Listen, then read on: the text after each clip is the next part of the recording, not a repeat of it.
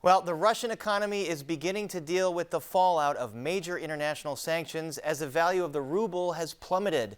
This comes as Ukraine holds off Russian military forces for a fifth day, but fears now grow of a violent escalation in major cities like the capital, Kiev.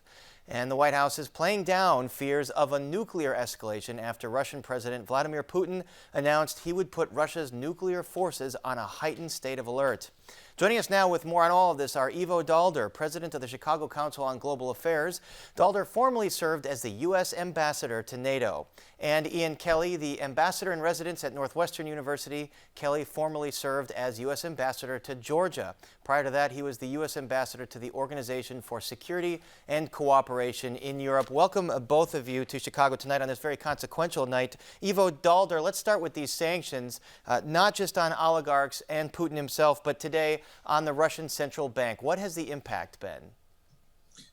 Well, we'll have to wait and see what the impact is going to be in the longer term. But in the immediate term, there is a fear that the Russian economy is in some ways going to be shut down. The reality is that whatever foreign reserves that Russia now has can't be used because they can't be converted into rubles. That payments are coming in can't be converted into rubles, and as a result, the economy is going to be under severe pressure. You saw the stock market tanking, and it had to be closed today. And of course, you mentioned the fall of the ruble. These are just early signs of a very severe economic impact of these sanctions. Really, these sanctions in some ways are the most significant financial sanctions we have ever put on any country, probably bigger than Iran. Iran had an oil embargo as well.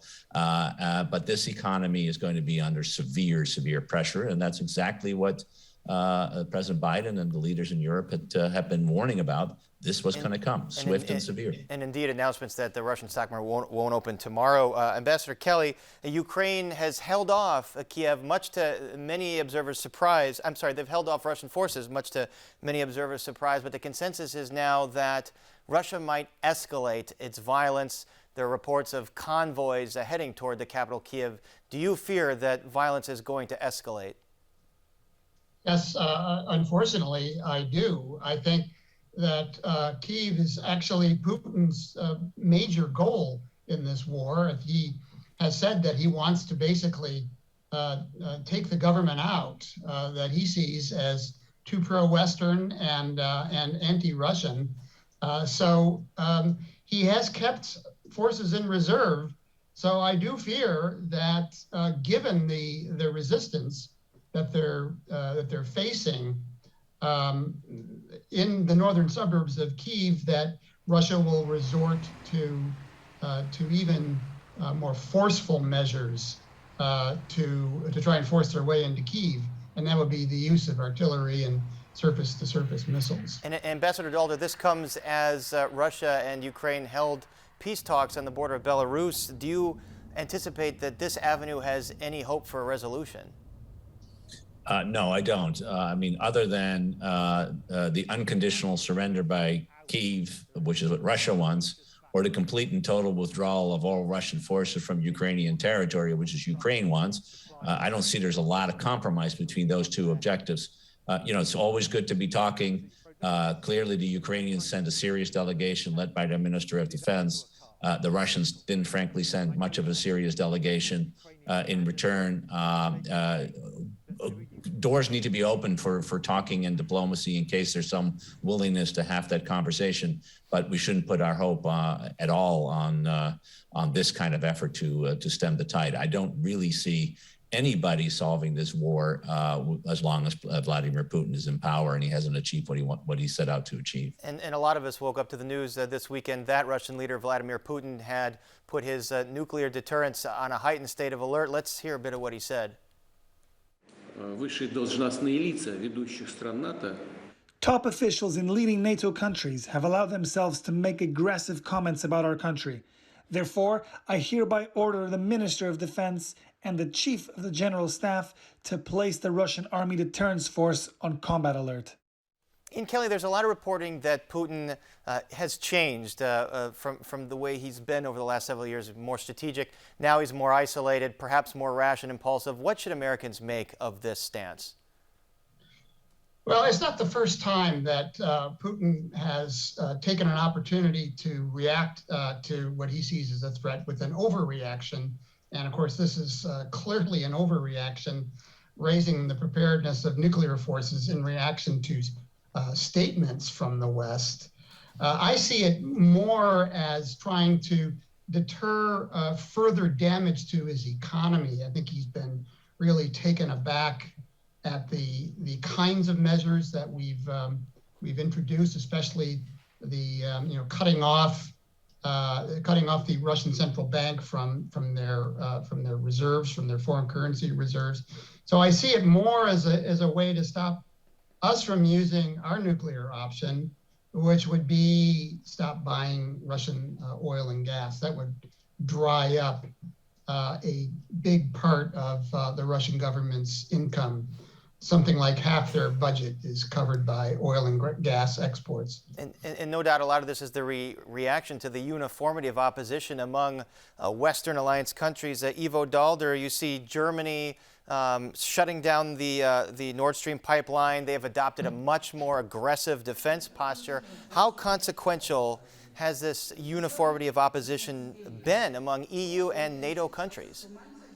It's been extraordinary. I mean, the invasion has fundamentally shifted the terms of debate in Europe, as indeed in the United States. We lived for a long time in a belief that we could have some form of engagement and cooperation with Russia, and now it's about confrontation and conflict. And what the Germans did over the weekend is really remarkable when you think about it. They shut down Nord Stream 2 as the first act. They are sending weapons to an area in conflict which is contrary to the law, so they had to change their law. They're spending $100 billion, actually euros, so $110 billion more on defense this year, and will put in their constitution that they will henceforth spend at least 2% of their GDP on defense. And these are remarkably big steps. They also joined all of the financial sanctions, which is going to have an impact on German business, and they've done it within less than a week. It's a complete turnaround, and it just demonstrates how serious the Europeans, led by the Germans and others, are taking what Putin has done. He is trying to revise the post-Cold War order, a Cold War order that led to German unification, by the way. He's trying to revise it, and clearly the answer, not just from the East Europeans, who've always been strong on this, but from all Europeans is yet. Not going to happen. We're going to be united in opposing this, and we're going to make sure that we're going to help Ukraine in every way we can, short of putting our own military forces on the ground. Ian Kelly, we only have a few seconds left, but everyone knows the massive propaganda operation that Russia employs to its own people. What are the odds that enough Russians put pressure on Putin to either change course or threaten his very career? Well, I think, we saw today, I think, the beginning of some real rancor among Russian citizens being unable to withdraw foreign currency from their accounts. I think that's going to lead to an erosion of support. But I think that in the longer term, what will really affect public opinion is the news of casualties. He was able to take over Crimea without firing a shot, was able to conceal the casualties in the Donbass in 2014. He's not going to be able to do that with this kind of massive invasion of Ukraine. So I think you will see some erosion of support. Whether or not it will lead to a change in his decision-making, I don't know. Yeah, a lot to watch for. And our thanks to Ivo Dalder and Ian Kelly. Thank you so much for joining us tonight. Thank you.